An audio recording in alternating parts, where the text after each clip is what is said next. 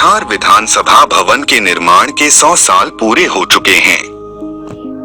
ये 100 साल सिर्फ कोई बीता हुआ समय नहीं है, बल्कि यह बिहार के राजनीतिक सभ्यता और उसके नियमों कानूनों का अनलिखा दस्तावेज है।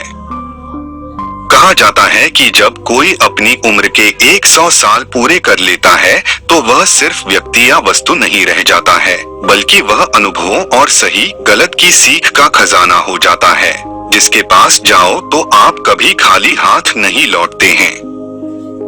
100 साल की यह ऐतिहासिक इमारत आज ऐसे ही अनुभवों की एक धरोहर बन चुकी है। इन 100 सालों में श्री कृष्ण सिंह, कर्पूरी ठाकुर, सत्येंद्र नारायण सिन्हा, बिंदेश्वरी दुबे जैसी विभूतियों ने इस भवन की शोभा बढ़ाया है। 1921 में इसके राजनीतिक सफर की शुरुआत हुई थी। गवर्नमेंट ऑफ इंडिया अधिनियम 1919 के साथ बिहार और उड़ीसा को पूर्ण राज्य का दर्जा मिला। पूर्ण राज्य का दर्जा मिलते ही एक अलग परिषद की जरूरत महसूस की गई, जिसके बाद 1920 में एक इमारत अस्तित्व में आई, जो आज की विधानसभा है। इस भवन में 7 फरवरी 1921 को बिहार विधान परिषद की पहली बैठक की गई। साल 1935 के अधिनियम से जब बिहार विधान मंडल को 2 भागों विधानसभा और विधान परिषद में बांट दिया गया, तब उस परिषद वाले भवन को ही विधानसभा के संचालन के लिए दे दिया गया। इससे अलग विधान परिषद के लिए छोटी इमारत बनाई गई। इस तरह बिहार विधानसभा के मौजूदा भवन को बने 100 साल पूरे हो चुके हैं।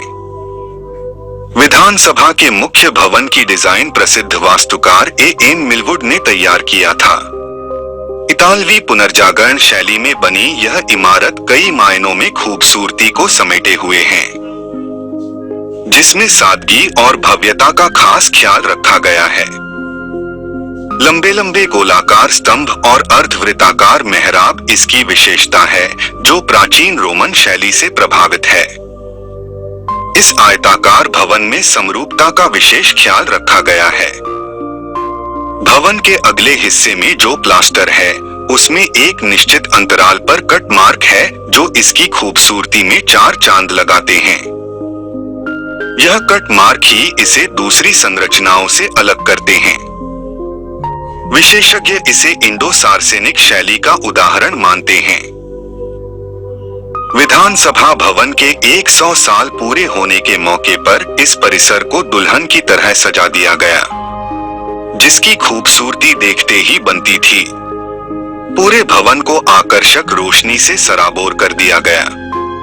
यहाँ तक कि विधानसभा के नए भवन को रंगीन रोशनी से जगमग कर दिया गया। इस ऐतिहासिक पल का साक्षी बनने के लिए हर कोई उतावला था। वही इस मौके पर आयोजित होने वाले समारोह में भाग लेने के लिए देश के राष्ट्रपति रामनाथ कोविंद भी बिहार आए। पटना एयरपोर्ट पर मुख्यमंत्री नीतीश कुमार और राज्यपाल फागू चौहान ने उनका स्वागत किया। राष्ट्रपति बनने से पहले वे बिहार के ही राज्यपाल हुआ करते थे।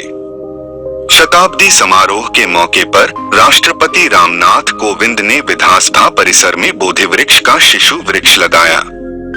समारोह में जहां उन्होंने विधायकों को राजनीति के सुचिता के गुर भी बताए। मुझे विश्वास है कि आप सभी विधायकगण अपने आचरण और कार्यशैली से जनता की आशाओं को यथार्थ रूप देने का प्रयास करते रहेंगे। मुझे प्रसन्नता है कि आज आप सब ने सामाजिक अभिशापों से मुक्त, वरदानों से युक्त तथा सम्मानों से पूर्ण बिहार के निर्माण के लिए संकल्प अभियान का शुभारंभ किया है। मेरी एक कामना है कि आप सभी विधायकगण आज इस सदन में लिए गए संकल्पों को कार्यान्वित करें तथा बिहार को एक सुशिक्षित, संस्कारित और सुविकसित राज्य के रूप में प्रतिष्ठित करने के लिए निरंतर प्रयत्नशील बने रहें। आपके ऐसे प्रयासों के बल पर मुझे विश्वास है कि सन 2047 तक, यानी देश की आज़ादी के शताब्दी वर्ष तक, बिहार ह्यूमन डेवलपमेंट के पैमानों पर एक अग्रणी राज्य बन सकेगा। मौके पर यहाँ आने वाले हर व्यक्ति ने इसके गौरवशाली इतिहास पर गर्व किया।